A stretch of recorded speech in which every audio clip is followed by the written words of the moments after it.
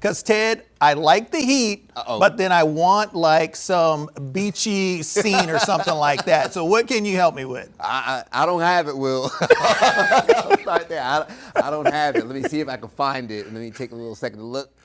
Still not there, unfortunately. We do have the heat, though. That's for free. $3.99 as we get the sunshine, getting us into the 90s this afternoon. Even further, continuing to ramp up another few degrees as we get into the mid-90s and feel even hotter than that through the peak heating hours of the day. Here's a look at King Street in Boone. Plenty of sunshine as folks are out and about. Very busy street. Folks in their shorts, T-shirts, enjoying the start to the day before we usher in the isolated pop-up showers and storms for some of our mountain counties. So here's a look at your current temperatures in the mid to upper 70s mountain counties, coming out of the 80s, crossing into the 90s. Morganton through parts of the I-40 corridor. We're in the low 90s around the Queen City and still ramping up into what will be the mid 90s through the peak heating hours of the day. Could feel like triple digits at some point with those pop-up storms focusing around dinner time and the second half of your afternoon.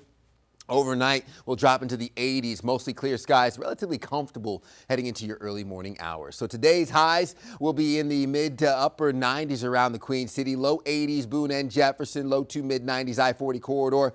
I'm looking at your major heat risk in that red shading, again, which is where you want to exercise caution and be on the lookout for any signs of heat exhaustion or any signs of heat sickness, which can onset rather quickly. We have that heat advisory in effect. That's going to be for Mecklenburg, Cabarrus, Union, Stanley, Anson, Richmond County, lasting until 7 p.m. Even outside of that heat advisory, make sure that you're drinking lots of water, you're applying your sunscreen, you're taking the breaks inside, you're wearing the lightweight, loose-fitting, light-colored clothing, and you're checking the back seats if you're running errands in this heat.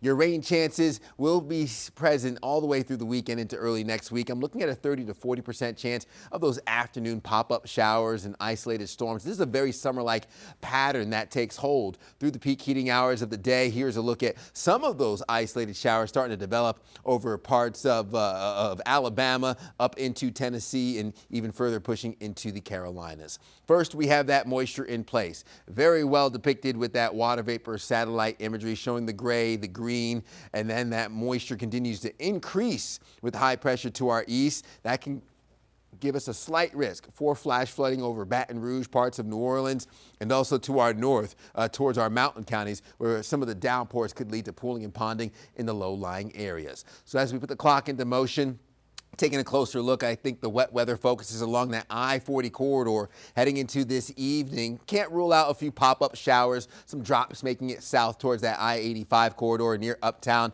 But then the rain tapers off overnight into your Saturday before we usher more of the same with partly cloudy skies and afternoon pop-up storms heading into Saturday afternoon.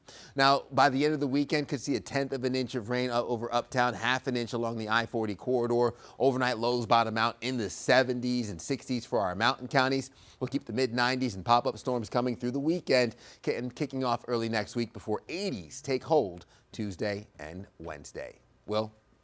Queen City News Plus. Just search Queen City News on your smart TV's app store.